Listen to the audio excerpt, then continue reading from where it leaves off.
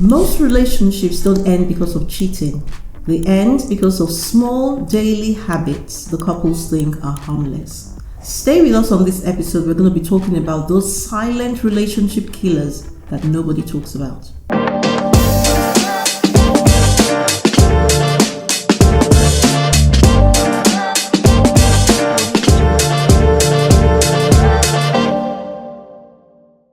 I want to say thank you for joining us wherever you're watching us from. My name is Julius Eniolu. And I'm Mary. We are your hosts on the Relationship Real Talk show, where we talk all things relationship, always keeping it real. We're going to be keeping it real today, talking about those silent killers that end relationships that people tend to ignore.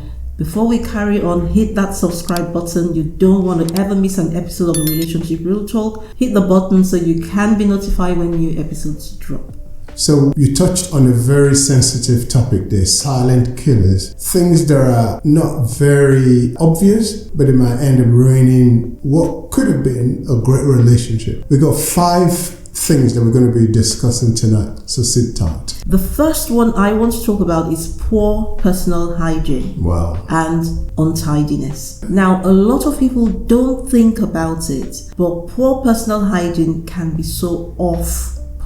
Yeah. Now, if you're watching this episode and you have experienced that, maybe it's bad breath or maybe it's just bad body odor, it's one of those things that you find it difficult to raise. That's the problem. So if you have experienced that, where you ended a relationship because of bad breath or bad body odor, don't mention names, but put it in the comments. We want to know. You see, it's easy to want to ignore that because it's difficult to raise. Right. It's so sensitive, isn't it? Right.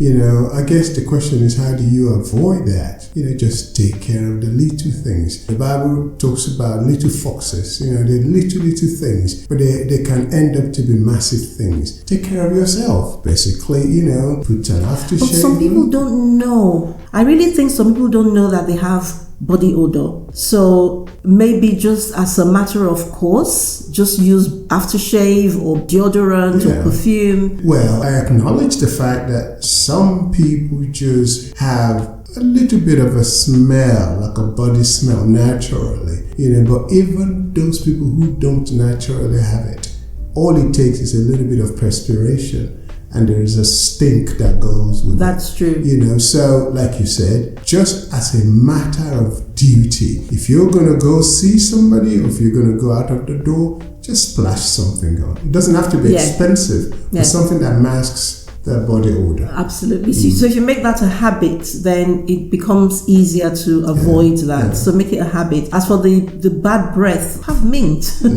Always have mint in you, because the truth of the matter, it's not always the case that it's because of poor hygiene. No. It might be that you haven't spoken a lot that day. When you haven't been talking, it's easy for you to have bad breath. So just get mint. Always have mint or chewing gum, you know, put in your mouth. That freshens your breath. If it's untidiness, please don't say it doesn't matter. If it matters to the other person, then it matters, right? So if you take your clothes off and you're always chalky on the floor or, you know, things like that. Some people can take it. Some people absolutely cannot take it, depending on their personality. So do take it seriously. But if you don't have bad breath or bad body odor and you're going out with somebody who does, is there anything you can do apart from just ending the relationship? Yeah, I think, well, I don't know how easy it would be to come to the conclusion that you're going to, first of all, go into a relationship, because you must have had some contact with them prior to this. Well, maybe when they started, they were making effort. Right. I would address it. I would say, you know, very politely to them, you know, I would say every time you're going out, just put a bit of mint in your pocket so that you can put in your mouth now and then.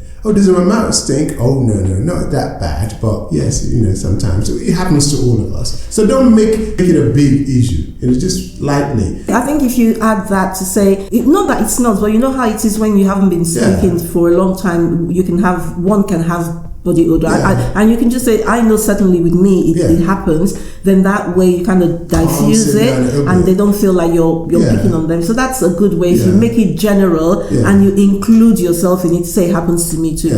With the body odor, it's the same thing. So just say, you know what, I really think it's a good idea if you always spray cologne, body, whatever, because that's what I do, because I know that sometimes I don't even notice until my friend told me the other day. So if you just include yourself in the mix, then they don't feel so uncomfortable about it. And because you love them and they love you, it is to be assumed that they know that you're not having a dig, you're not criticizing Hopefully them, not. you know, that you really have their best intentions in mind. The only problem is, you know, with all the best intention in the world, some people are going to still have a problem with you talking. Some people will still have a problem with you talking about it. So you just need to be careful. Plan how you're going to say it, and say it as sensitively as you possibly can. But we're going to move straight on to number 2. Ignoring their concerns. That is a big one, because very often we can trivialize what the other person is saying because we don't think it's that important.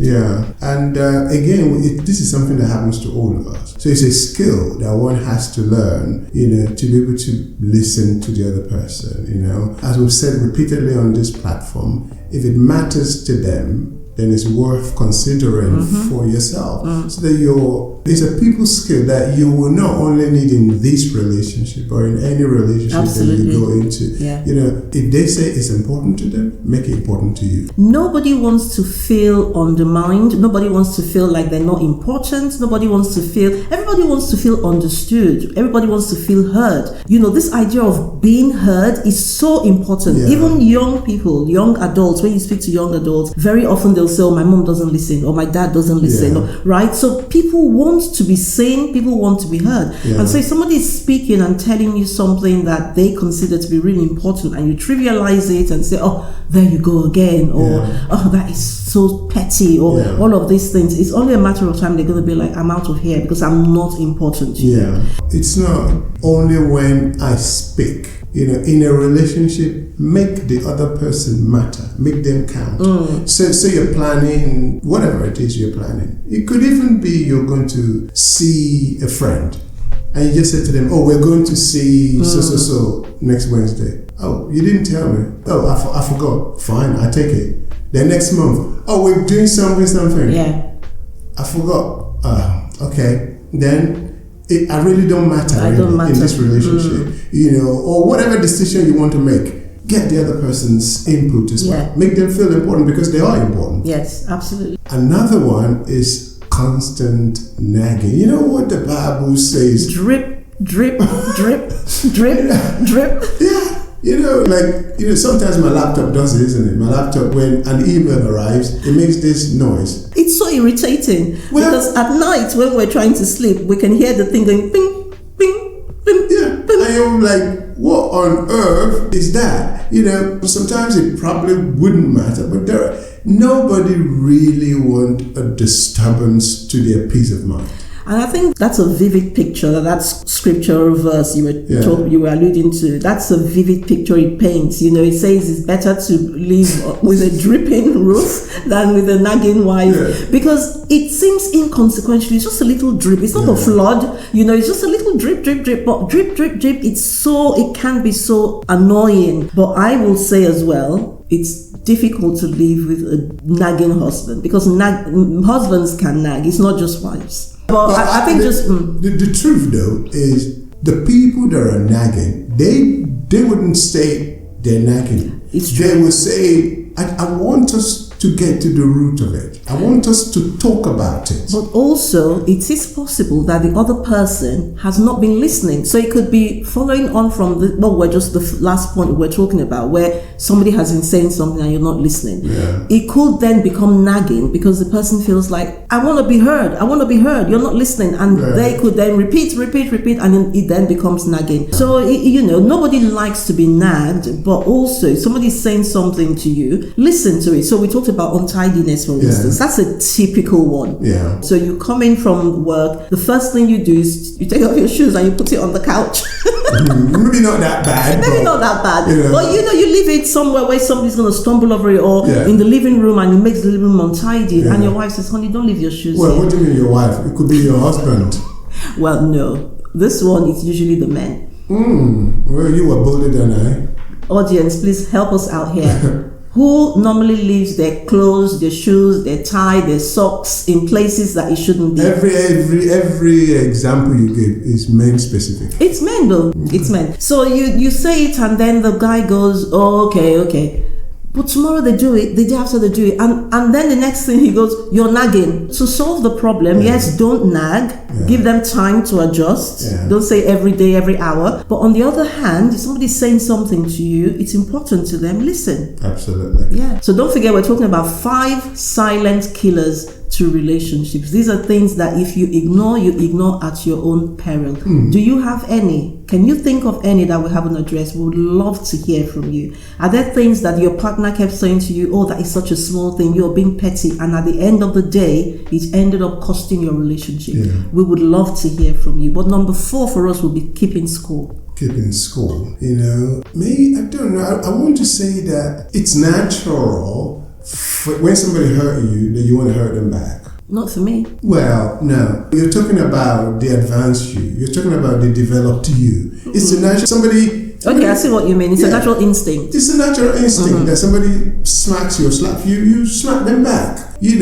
But in a lasting, beautiful relationship, you can't afford to keep a record of evil and to make an effort to get even. I can't remember who said it, but it says, don't get even, get better. Don't keep score. Again, a certain species of people are better at doing this. On the 25th of last month, you did it. On the 29th of September last year, you did it. That's because the men are always doing it. I don't know why you're because you said a certain species of people, and I know exactly what you were talking about. Because the men always do what you say they shouldn't do. Ladies, if you're there, support me. I bet they are all saying hallelujah to what you said. The men are the ones that tend to keep doing the same thing. You've told them not to do it over and over again. They keep doing it. So, of course, we're not petty. We're not keeping score. We're just very intelligent beings. Our brains are like computers.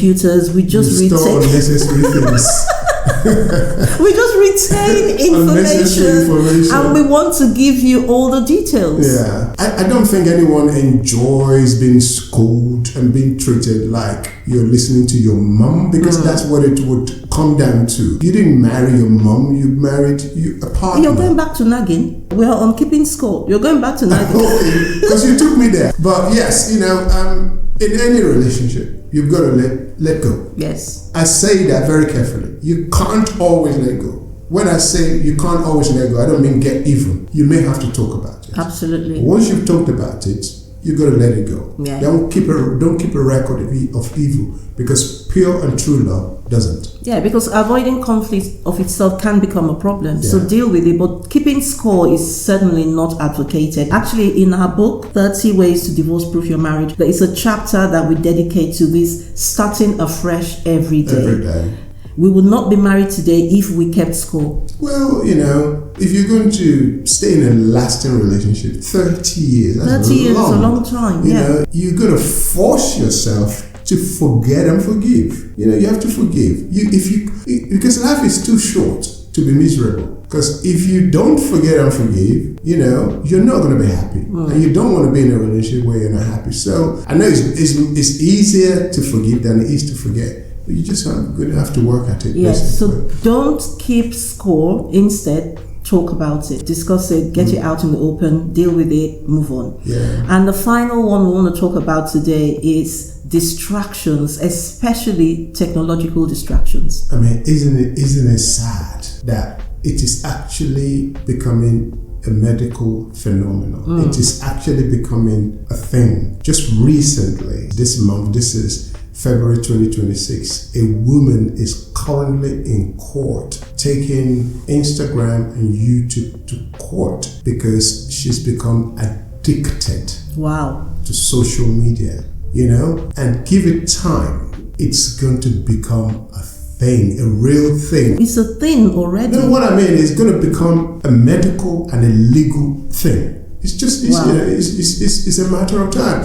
And we all are distracted by these technologies. God help us. We all can be. They said to us, these technologies are going to make your life easier. But I guess maybe they didn't know as well. It means you took, now, back in the days, you finish work, you say good night, you come back to work tomorrow. No, office is sending you emails or chat or whatever, and then reels are popping up here and there. It requires an effort to detach yourself from all of those things that are saying, watch me. Sometimes you go to the restaurant and you're having a meal and you're looking at people sat at their tables, and a couple are sat together and they're both on their phone. Yeah. Or maybe even young people, you can see this is a group of young people went out to have a meal together and everybody is on their phone. They might even be texting each other. And they're giggling. Yeah. But that is not sociable. No. That is not developing your social skills. And especially with the younger generation, it's a real problem.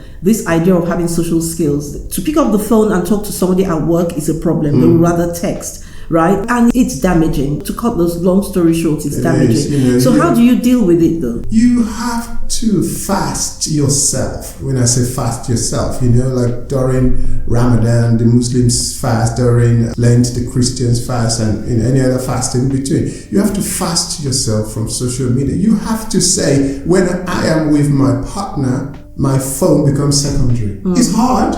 I remember when our kids were still young, we had that rule, didn't we? No phones at the dinner table. No phones. Because for us, the evening meal times was our family time. Yeah, it was our time to catch up with each other, find out how school went, what's going on with work, right? So it was our time to communicate. And so to have phones distracting, we just didn't want that. Yeah. So you can have those sorts of rules in your home to say after 10 p.m. or as adults, after 10 p.m. no scrolling, or even 9 p.m., whatever it is that works for you. Yeah. But set those rules for yourself, because when you start to replace your meaningful relationship, your meaningful quality time with your partner with people who are hundreds and thousands of miles away, it just damages the relationship, and you're saying they're more interesting than the person you have. I always say be with the one you're with. And the usual excuse is, I'm actually not playing, I'm working. But seriously, who cares? Exactly. You've been working all day. You work morning till 5, 6. Now you're home, you're telling me you're working, and that's supposed to make me feel better that you're working? No, work is not that important. You got to cut it off at some point. If you have to sit down together and say, between whatever hours, no phones. When we sit together in the living room, mute your phone or whatever it is, you know. That's something else I do. I mean, all my notifications are muted. I don't get any pings, no pongs, nothing coming through my phone. So if I'm going to WhatsApp, I'm deliberately going to WhatsApp to check my messages. If I'm going to Instagram, I'm deliberately going to Instagram. Nobody is putting a demand on my time. I am in charge of my time. I decide when I want to go. So all my notifications are silent. That might be something you want to do as well. So anyway, those are the 5 silent relationship killers we wanted to leave with you today. Don't ignore them, because they may appear like they're not massive, they're not big, but what do they say? Rome was not built in a day. In the same way Rome was not built in a day. Drip can cause a flood in a house. Absolutely. The Titanic sank because there was a structural problem that allowed water in. So whatever it is that you're building with your partner, you've got to guard it. You got to protect it against outside distractions. And all the problems we've talked about today, they are not impossible problems. No. They're problems we can solve personally and together. So don't let little things derail the big thing that you're building. Absolutely. You know what? Hit that share button if you haven't already. Somebody else needs to hear what you heard today. Like the video, subscribe, so next time we drop a video, you're the first one to be notified. That would really be helpful. It will help us reach more people as well. But until next time, this has been Mary and Julius Eniolu, your Relationship Real Talk hosts. We talk all things relationship, always keeping it real.